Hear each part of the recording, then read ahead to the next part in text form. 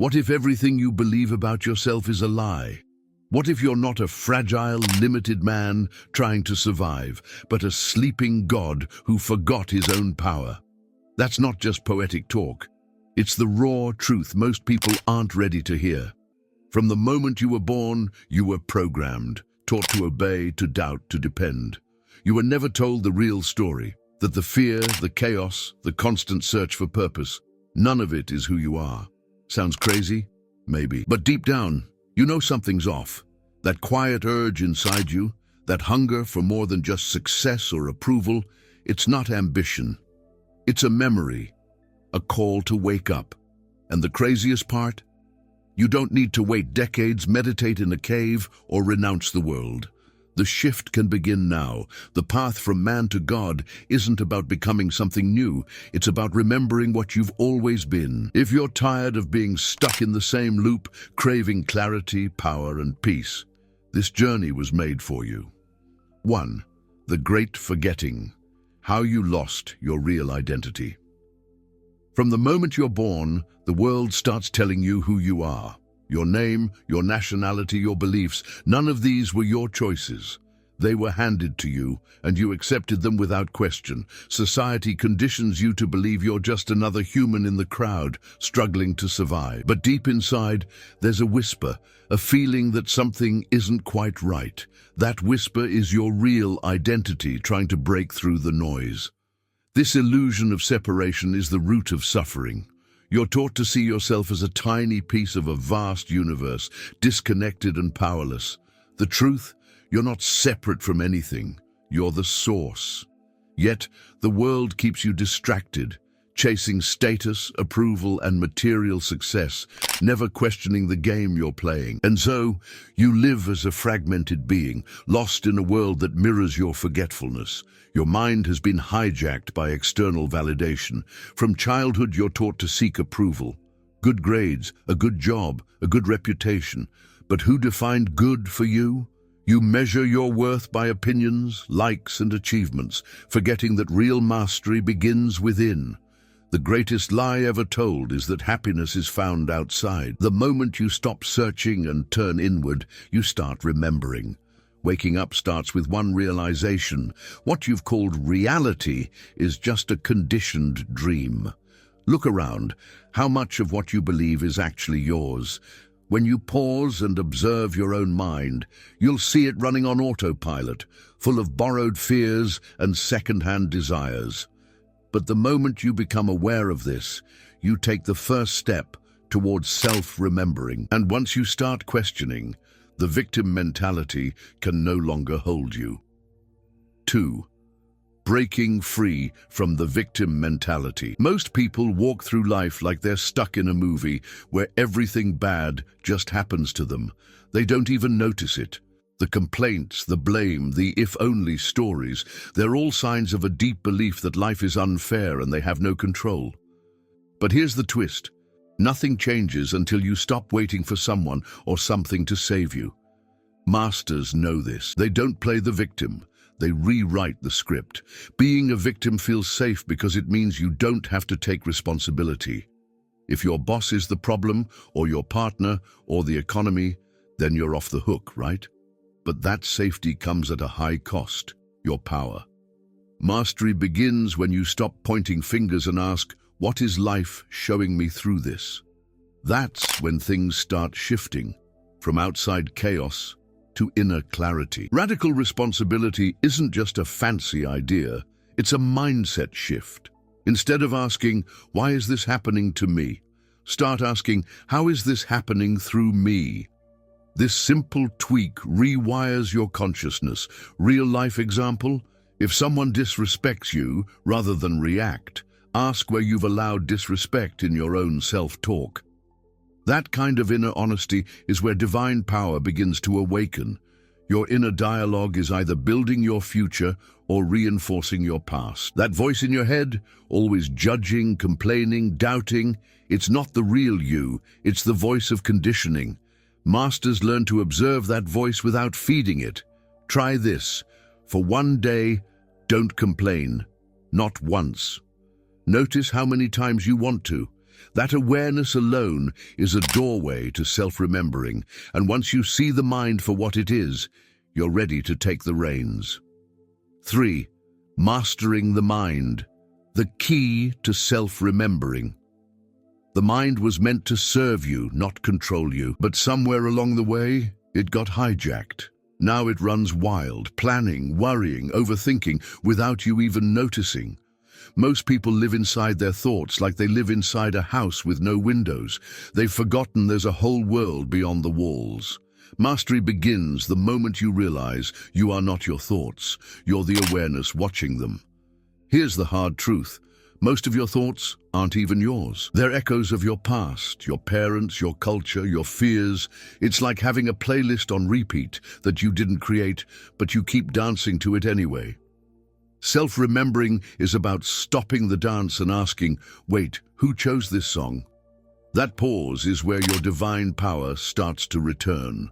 Stillness is not about becoming boring or passive. It's about creating space between a thought and your reaction to it. Think of it like noise-canceling headphones for your mind. Meditation helps, yes, but even something as simple as going for a walk in silence without your phone can shift your state. That's when your real identity starts to speak, not with words, but with knowing. Masters don't chase every thought like it's the truth. They watch, they wait, and they choose. It's like being the captain of your own ship instead of a passenger tossed around by every emotional wave. Want to practice? Next time you catch yourself thinking something negative, say out loud, I don't buy that. It sounds silly, but it works. And as the noise fades, something greater starts to emerge. You, or better said, you, remembering you. 4. Emotions. Our energy, transforming fear into power. Fear isn't the enemy, it's fuel, but only if you know how to use it. Most people run from fear like it's a fire, not realizing it's actually a signal. That nervous feeling in your gut, it's energy asking for direction. Masters don't suppress it, they harness it. They understand that emotions are just messengers, and every one of them carries a lesson if you're willing to listen. Think about it. How many times have you pushed down guilt, anger, or doubt just to keep functioning? That buried energy doesn't disappear. It becomes unconscious patterns that quietly run your life, like snapping at someone for no reason or sabotaging your goals when things start going well. Self-remembering means facing those emotions without flinching. It's not about control, it's about awareness. Here's something powerful. Fear loses its grip when you stop resisting it. Instead of saying, I shouldn't feel this, try asking, what's this feeling trying to teach me? That one question can flip the script. Let's say you're afraid to speak in public. Is it fear of rejection, of not being enough? Once you see the root, you can transform it into confidence. That's divine power in action. Masters don't react, they transmute. It's like emotional alchemy. When sadness comes, they sit with it until it reveals its wisdom. When anger rises, they breathe through it until clarity appears. One practical way to start? Journal your emotions before reacting.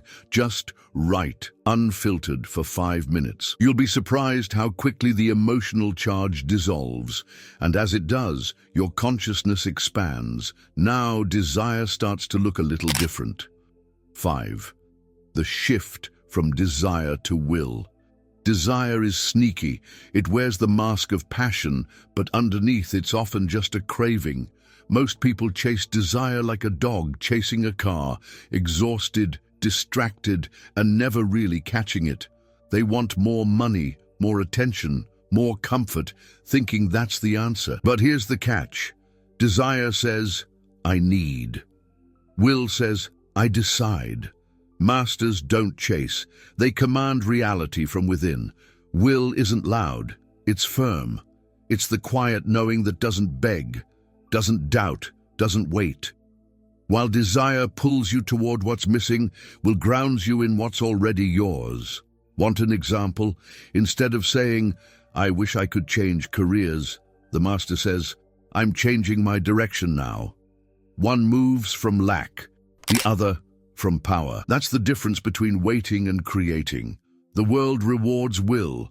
Look at every great athlete, inventor, or spiritual teacher. They didn't get where they are by wanting things. They moved with certainty. Will is a spiritual muscle, and it gets stronger every time you use it. Start small. Set a daily non-negotiable. Maybe it's waking up at 6 a.m., meditating for 10 minutes, or finishing that book you keep avoiding. Every act of follow-through is an act of self-remembering. Desire is always reaching. Will is already there. That's why the most powerful people don't look rushed. They're calm, clear, and intentional. They don't wish things were different. They move as if things already are. That's divine power in motion. And once you feel the difference between craving and choosing, you start seeing reality for what it really is. A mirror. 6. Waking up to the dream. Reality is a mirror. Nothing in your life is random. Not the people you meet, the challenges you face, or the patterns that keep showing up. It's all reflecting something back to you. Reality is not a separate thing happening out there. It's a projection of your inner state. If you're feeling chaotic inside, don't be surprised when your external world feels like a mess too. Masters know this. That's why they look within before trying to fix anything out there. Here's where most people get stuck. They try to change the outer world without shifting their inner world first. They switch jobs, partners, cities, yet the same problems follow them. Why? Because the mirror moves with you. Until your consciousness shifts, you'll keep bumping into the same lessons in different costumes. So instead of asking, how do I change that? Ask, what inside me is being reflected right now? Let's get practical. Ever notice how when you're feeling insecure, you assume everyone's judging you? Or when you're angry, suddenly everyone around you seems annoying? That's the mirror in action. One way to work with it is by keeping a daily reflection journal. Write down what triggered you and then flip the question. What inside you did it touch? That's how you start turning reactions into revelations. Masters see everything as feedback. Nothing is personal. It's all information. If someone disrespects you, instead of blaming them, they ask, where have I disrespected myself? That shift turns pain into clarity. When your awareness expands like that, the mirror becomes your teacher, not your enemy. And once you start using reality this way, you stop chasing answers and start becoming one. That's when you're ready to remember what you truly are. 7. Becoming the living God. The final awakening. You're not here to become something. You're here to remember what you already are. That's the great cosmic joke. You've spent years searching, striving, improving, thinking there's some final version of you waiting at the end of the road. But the truth, the real you, isn't becoming. It's been watching the whole time. Masters stop the chase and turn inward, not to find something new, but to awaken what was never lost. A true master doesn't need to seek power because they've remembered they are the power. It's not arrogance, it's presence. They don't try to impress, convince, or dominate. They walk into a room, and the room changes, not because of what they say, but because of what they are. That's divine power. It's still, it's rooted, and it doesn't need permission. There's no resistance in that state, no fear, no second guessing, just clarity and action aligned with higher will. The master doesn't wake up and try to be confident. They simply are. They don't wait for signs. They are the sign. You'll know you're getting close when you stop needing external proof. When silence feels more real than noise and the present moment becomes your home. The journey ends where it began, inside you. But now you walk it with your eyes open. You stop looking for the answer in books, gurus, or breakthroughs. You become the breakthrough. That's the final awakening. And from this place of self-remembering, you don't just live life, you create it. Moment by moment, thought by thought, choice by choice, ready for what comes next? If you want to elevate your vibrations and manifest with more ease, I have prepared something special for you. Click the link in the first pinned comment and join us in the journey of awakening your inner mage.